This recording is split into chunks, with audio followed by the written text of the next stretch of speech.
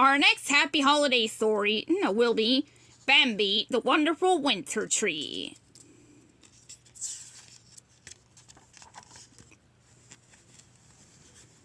Bambi awoke one morning to find the whole world covered in a soft white blanket. "What is it, Mother?" Bambi asked as he gazed around in wonder. "This is snow," replied his mother. "It means winter is upon us." "Snow," said Bambi. He took a cautious step, and then another, and another. He felt the icy crystals crunch under his hooves. He looked back at the tiny tracks he made. "I like snow," Bambi said. "Snow is pretty to look at," his mother told him, but it makes winter hard for all the animals. Bambi was about to ask her why winter was harder than other seasons. But just then his friend Dumper came hopping over. "Hiya, Bambi," said the bunny. "Come on, let's go sliding." He led Bambi to the pond, which was frozen solid. Dumper slapped at the ice with his hoof. "Come on, it's all right," he told Bambi. "See, the water's stiff."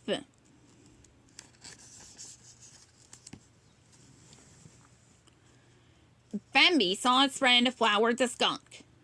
"You want to come sliding?" Bambi called, running over. "Dumper says the water's stiff." But Flower shook his head. "No thanks, I'm off to my den. I'm going to sleep through the winter," he yawned.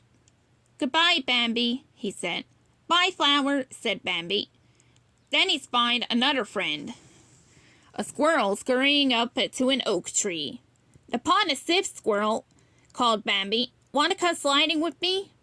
"Thanks," replied the squirrel as he ducked into a hollow in the tree.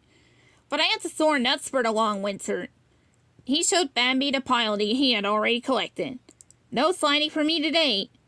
So Bambi headed back to Dumper and the ice-covered pond by himself. By that time, Dumper was sliding across the ice with some of his sisters. They made it look so easy, but when Bambi stepped on the ice, he lost his balance right away. His hooves went sliding in 4 different directions. "Kind of wobbly, aren't ya?" said Dumper. He laughed. "Come on, Bambi, you can do it."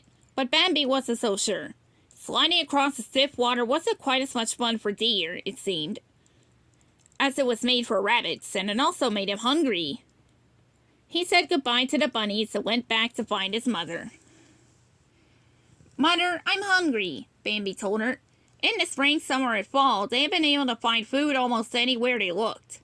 But now that it was winter, Bambi could see that finding food wasn't so easy. There were no leaves on the trees, and the grass was covered with snow and ice. The snow was so cold that when he poked through it, Bambi thought his nose might freeze. At last, Bambi's mother uncovered a small patch of grass. Bambi nibbled it eagerly.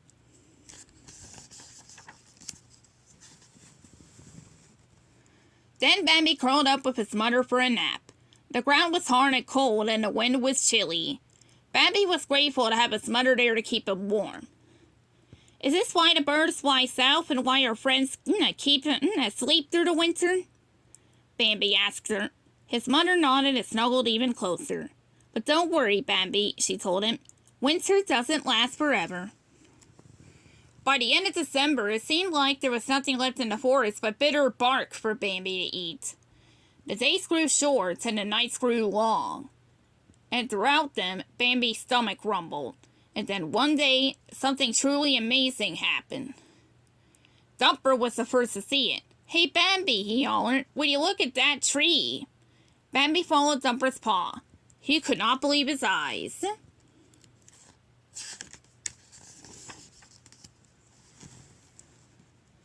There before them was a tall pine tree unlike any Bambi had ever seen.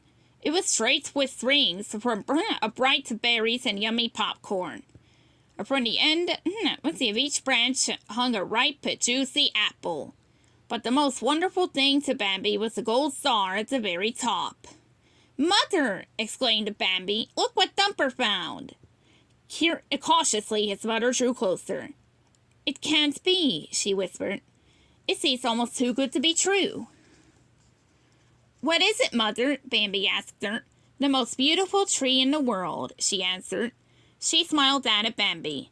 What a special gift to have on your first Christmas. Who left it, Mother? Bambi asked him. I don't know, she replied. Maybe someone who loves animals, Thumper said, hopping up and down. This is the best gift ever, he sniffed one of the apples hanging low to the ground. Can we share this food with every one of our friends, Mother? Bambi asked him. Yeah, with my sisters, too? Thumper chimed in. I don't see why not, Bambi's mother said. Christmas is the time to share what we have with those we love. Bambi and Thumper danced happily around a tree. Look at all the popcorn and berries, Thumper cried. And look at that star on the tippy top, too.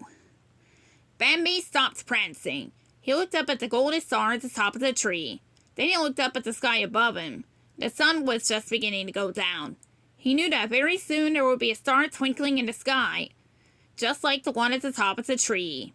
A gentle hush fell over the clearing. He danced back over to his mother and took a big bite out of one of the juicy green apples. He thought. Nothing had ever tasted so good.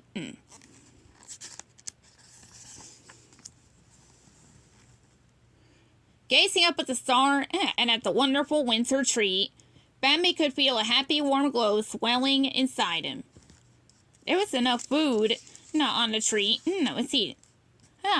to feed all the animals who were hungry. What a magical gift, thought Bambi. Winter was long and hard, and yet wonderful after all. The end.